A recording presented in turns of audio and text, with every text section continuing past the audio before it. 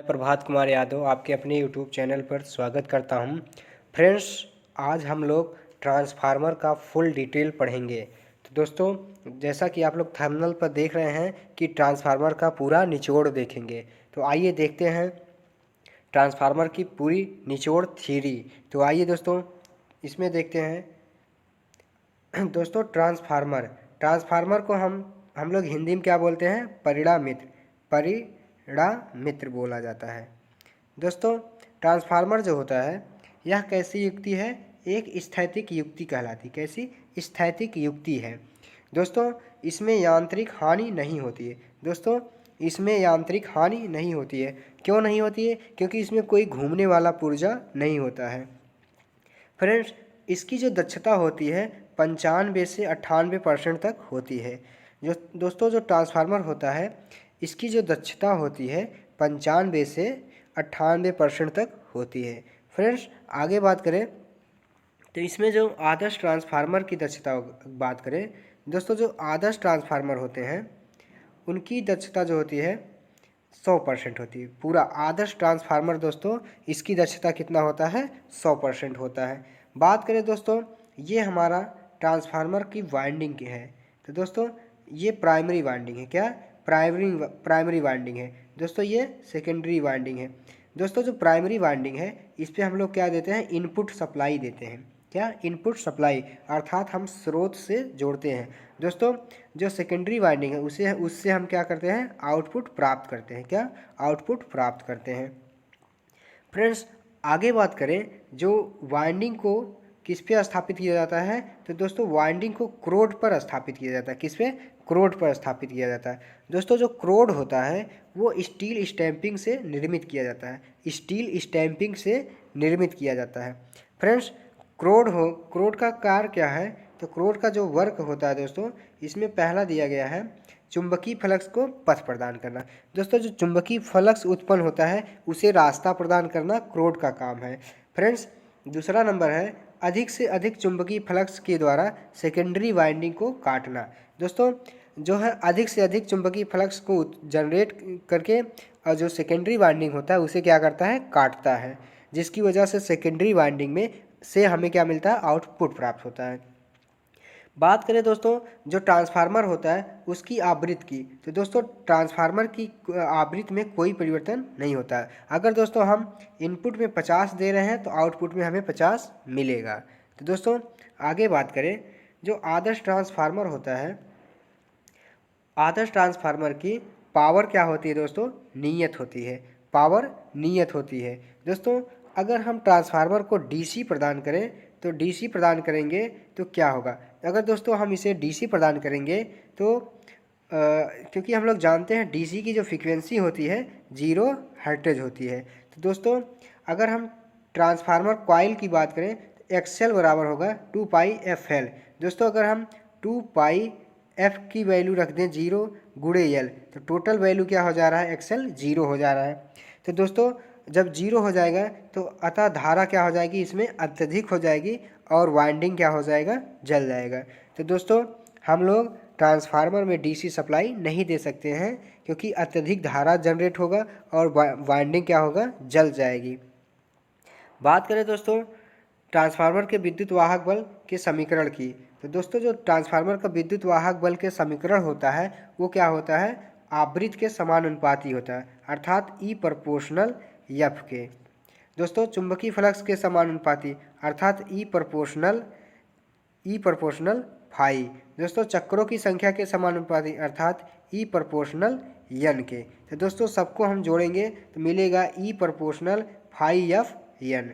तो दोस्तों आगे बात करें तो आगे जो है दोस्तों एक चक्र को पूरा करने में 4 बार शून्य और तथा अधिकतम विभव आता है। दोस्तों 4 बार शून्य और अधिकतम विभव आता है तो ये क्या होगा? ई एवरेज बराबर 4 गुणे फाई एफ एन होगा। क्या दोस्तों? ई एवरेज बराबर 4 गुणे फाई एफ एन होगा।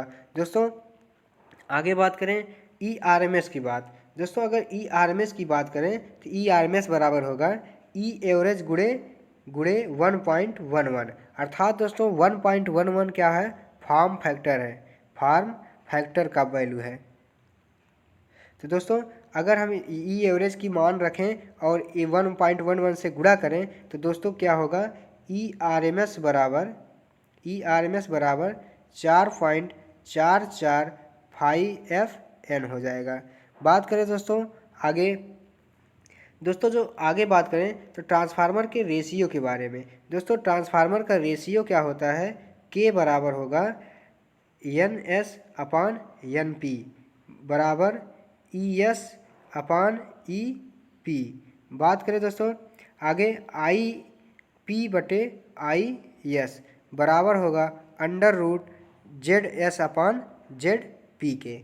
दोस्तों ये क्या है, ट्रांसफार्मर का रेशियो होगा। दोस्तों ट्रांसफार्मर का वर्गीकरण के बारे में बात करें तो दोस्तों जो ट्रांसफार्मर है उसके वर्गीकरण के बारे में बात करें तो नंबर 1 आता है क्रोड के आधार पर। क्या, क्रोड के आधार पे। दोस्तों पहला दिया गया है वाइंडिंग को क्रोड के ऊपर स्थापित किया जाता है। क्या, वाइंडिंग को क्रोड के ऊपर स्थापित किया जाता है।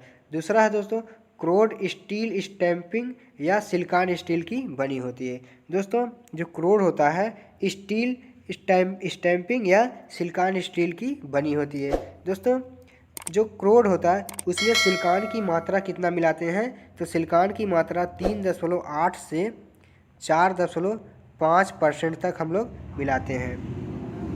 बात करें दोस्तों आगे तो इसमें दिया गया है सिलिकॉन स्टील की पत्तियों को लेमिनेटेड करके उन्हें जोड़कर क्रोड का निर्माण किया जाता है। दोस्तों जो सिलिकॉन स्टील की पतली पतली पत्तियों को लेमिनेटेड करके उन्हें जोड़कर बनाया जाता है। दोस्तों ये जो लिमिनेटेड क्यों किया जाता है, तो दोस्तों लिमिनेटेड भंवर धारा हानि को कम करने के लिए हम लोग लिमिनेशन का प्रयोग करते हैं। दोस्तों जो पत्तियां होती हैं, पत्तियों की जो मोटाई होती है 0.35 से 0.5 mm तक होता है। बात करें दोस्तों आगे, इसमें दिया गया है सिलिकॉन की मात्रा क्यों मिलाई जाती है, तो दोस्तों जो सिलिकॉन होता है उसकी मात्रा हम हिस्टेरिसिस हानि को कम करने के लिए सिलिकॉन को मिलाते हैं। बात करें दोस्तों आगे, तो दोस्तों जो आउटपुट के आधार पे ट्रांसफार्मर का वर्गीकरण।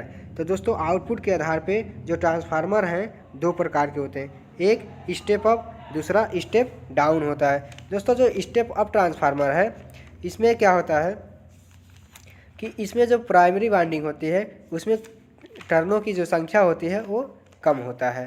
प्राइमरी वाइंडिंग में टर्नों की संख्या क्या होता है दोस्तों, कम होता है। आगे बात करें दोस्तों, जैसे देख लेते हैं जो प्राइमरी वाइंडिंग में टर्नों की संख्या कम होगी और सेकेंडरी वाइंडिंग में टर्नों की संख्या ज़्यादा होगा, तो ये क्या होगा, स्टेप अप कहलाएगा। बात करें दोस्तों स्टेप डाउन की, तो सेम इसी के उल्टा होता है।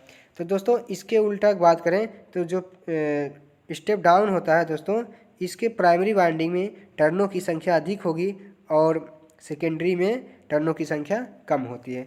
दोस्तों स्टेप अप का प्रयोग जो होता है केवल उत्पादन के लिए उपयोग किया जाता है। स्टेप अप का उपयोग केवल उत्पादन के लिए प्रयोग किया जाता है। और दोस्तों जो स्टेप डाउन होता है विद्युत वितरण प्रणाली में इसका प्रयोग किया जाता है।